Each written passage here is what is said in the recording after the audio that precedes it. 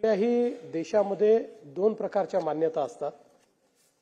एक राजमान्यता असते आणि एक लोकमान्यता असते. मी हे मानणाऱ्यांपैकी आहे की लोकमान्यता ही राजमान्यतेपेक्षा मोठी असते. महात्मा ही लोकमान्यता आहे आणि भारतरत्न ही राजमान्यता आहे. मला असं वाटतं की ही लोकमान्यता जी त्यांना मिळालेली आहे ती कधीच कोणी हिरावून घेऊ शकत नाही. त्याचं महत्त्व कधीच कमी होऊ शकत नाही. ते नेहमीच महात्मा राहतील. पण त्याच वेळी एक प्रकारे भारताच्या जनतेने देखील जे सरकार बसवलेलं आहे, जी एक संविधानाची व्यवस्था केलेली आहे, त्या व्यवस्थेतनं एक राजमान्यता त्यांना मिळाली आहे.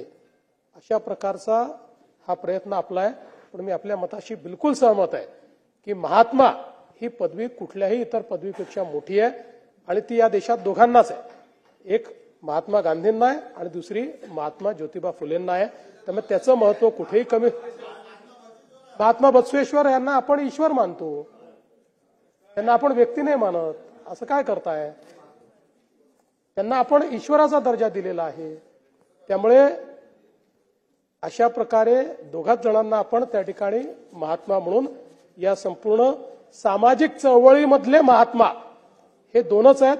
एक महात्मा गांधी आहेत, दुसरे महात्मा ज्योतिबा फुले आहेत. त्यामुळे ती मान्यता कधी कमी होणार नाही.